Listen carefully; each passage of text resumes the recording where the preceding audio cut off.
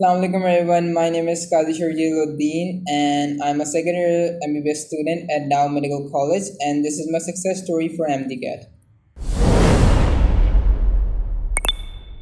So a little of my background, I did my intermediate from Khan College and I gave my NTS back in 2019. I started preparing for MDCAT in the last week of May after I was finished with my second year exams and board practicals. And for the MCAT prep, I enrolled in a well-reputable institute. So the journey to the MCAT wasn't easy. It was really tough, and some of the obstacles that I faced was number one, my schedule was messed up. I was taking classes at my institute in the afternoon, and it was the first time that I was taking classes in the afternoon. So I was like sleepy all the time. Okay, I wasn't accustomed to that schedule because I have never taken coaching classes my entire life. Plus, the teachers were going really slow. Their pace was not up to the mark. And I mean, it was mid June, and we had completed only one chapter, and there were like 20 or 22 chapters of each subject to go. Plus, it we have to like in NTS there are like it is usually like 3 or 4 month period. Okay, so you have to learn the entire 2 years syllabus, not exactly learn, but like look at it at a different approach. Okay, it's not like your usual college approach that you were doing it when you were appearing for the boards. Plus in our year many changes were made. For example, the test was held 2 months earlier. It was held in September instead of the usual November. Plus the number of MCQs were increased. So one of the rumors that I was hearing was the number of MCQs are gonna increase substantially, but the time limit is not. It's gonna be increased only like 15 minutes or 30 minutes. So that really concerned me. And like I said, it was mid June, and we were hearing, and we had only done one chapter. We were hearing rumors. It's gonna be held on 25th August. We were like practically begging our teachers to go fast, and they were like saying, "Don't worry, it's gonna push back. It's gonna like push back to like November, like it usually does, but it only pushed back to like 15 days." Okay, so the real key is like getting your syllabus on time. So coming to the books, I use board books for my preparation. For the MCQs practice, I use Redsport. I literally made Redsport my Bible. For those of you who do not know what Redsport is, Redsport are basically A-level pass papers, okay? And they are like really great. I mean, especially for the intermediate kids, because we usually don't know the art of solving MCQs. Okay, the MCQs that we get in our board exams are like really basic, really like child's play. So by solving it, you're gonna learn how to think outside the box, how to develop your critical level thinking. So those of you who are thinking of giving NTS, please solve word sport. I mean, a lot of people are gonna stop you from doing it. My fellows at the institute, even my teacher said that it's a waste of time, but literally it's not a waste of time. It's like a hidden treasure. So please do solve it. Plus, I also read A levels chemistry and biology book. The reason is that because I was really tired of looking at the help that is given below beneath a given below each red spot question. So I just eventually picked up the books and started reading it, but only read those if you have the time. If you do have the time, do read it. They're really good. I mean, if people ask me that what should I read aside from my standards and books, I always recommend them do A levels. Okay, don't do federal board books. Federal board books are usually for the AQ test. Do SIN board test for your NMDCAT, and if you have the time, do the A level stuff.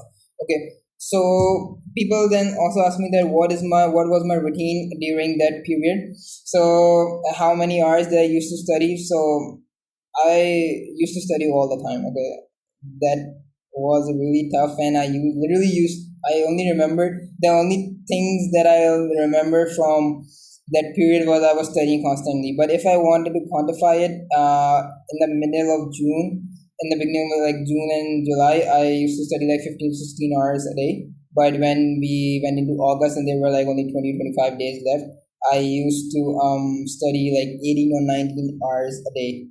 Okay, and I used to wake up like 7, I used to wake up like 8 in the morning studied till like 2:15 or 2 o'clock. Then went to my institute, came back at 7. Freshed myself a little bit till 8, and then started studying again from 8:30 to like 4 in the morning. So like I was studying like all the time. I mean, it was just eat, sleep, study, and repeat. Okay, so one of the approaches that people take is they say that first we're gonna complete biology, then physics, and then chemistry.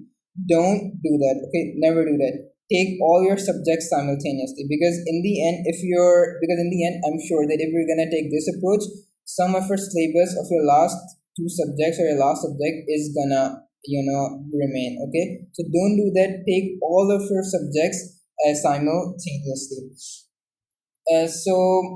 People also ask me that if I was confident going to test, um, thinking that I have done red spot, I have solved a lot of past papers, practice papers, did A levels studying. So truth is, I was not confident at all, because the usual test scores, the test scores were not increasing beyond 75%. I was scoring between 70 to 75% range. I was having difficulty in solving like physics and chemistry mathematical questions, because I had really grown accustomed to using a calculator for 4 years through my 9 metric first year and second year. So like doing all that mental maths was really like a nuisance for me and kind of a bit difficult. And so yeah, I mean, it was really difficult for me. But when I was going into the test, I was feeling confident that I had done all this stuff, so there's no need to fret, and I am gonna score really good. But there, at the back of my mind, there was still a little worry or doubt that there's only 241 seats, and usually like 10,000 or 11,000 kids give MDCAT. So how are you gonna make it? But the important thing is to believe in yourself and believe in the prep that you did. And after the test, I came out like I was really happy. I was delighted, because my test went really, really, really great. And I scored 186 in my test, and my aggregate was 90.6. And Alhamdulillah, I got merit number 23. Honestly, I was kind of a little bit disappointed with my number 23. I was hoping more like 11 or 12. But anyways, 23 is a really good number, and I'm like thankful for it. So in the end, I'm just gonna tell you some of the do's and some of the don'ts during the entire MCAT period, or even during a test. Number one, like I told you, don't take don't study subjects individually. Take all three subjects simultaneously. Do red spot, and also if you can study the genetics chapter and the organic chemistry chapter from the A level books. Those are really good, and the NTS people really love to test you on like those concepts. Number third is, after you're like it's a month left or 20 days left, start adjusting your routine. Like I said, I was studying till like 4 or 5 in the morning. I started like shrinking the time back. I started sleeping at like 1:30, 12:30, 12. Take it back half hour each day, so that when you are so like the night before the test, you get a good sleep. Okay, good sleep is really important. I have some of my friends who turned up are really sleepy because they couldn't get any sleep because of their messed up schedules, and they also messed up their entrance exam. Okay, so getting a good sleep is really good. When the night before the test, sleep at like 12 or 11. I said 10, but I didn't myself sleep at 10. So sleep at like 11 or 11:30 the max. Okay, and just believe in yourself that everything is gonna be fine. In the test, make sure that you take everything triple. Okay, if you're taking pens, take 3 pens. If you're taking your CNIC and your admit card, take 3 photocopies of it, because you never know. I mean, what is gonna happen? I swear that when I was like sitting in my seat, one of my friends from college tapped me on the shoulder and said that my pen isn't working. Can you like lend me one pen? So I gave it to him. So you don't know, either you're gonna need it, or your friend's gonna need it, or somebody else is gonna need it. So just take multiple supplies with you. Okay. Number Also take your water bottle with you. They usually give it, but it's better to bring your own.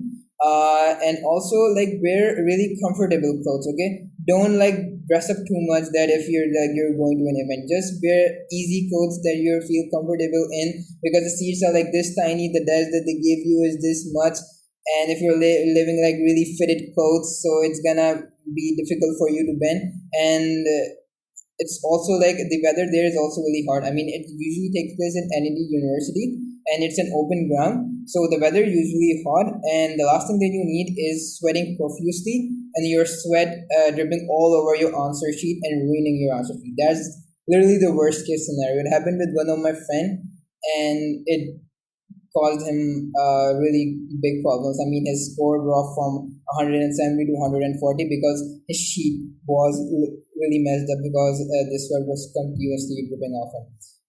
Plus, I would recommend that if you're coming to the test, make sure you come with someone else. Okay, like your father, your elder sibling, your relative, your cousin. Ask your friend to drop you off, because as you know, the traffic is like really jammed on that test day. Okay, there's a great traffic jam there, and the last thing that you need is you stuck in the traffic jam, or you park somewhere else, and you came running back to running and you come running to the test, and you have this thought at the back of your mind that my car is there. What if somebody steals it? Somebody breaks something off from it, or the police picks it up and takes it to the police station because of illegal parking.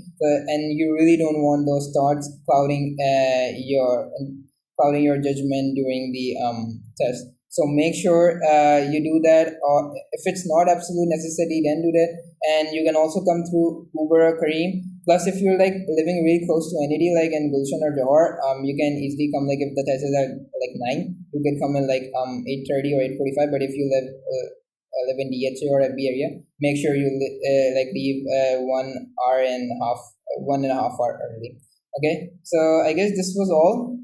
And to all the students appearing in this year or the next year onwards, I wish you best of luck, and make sure you ace your test.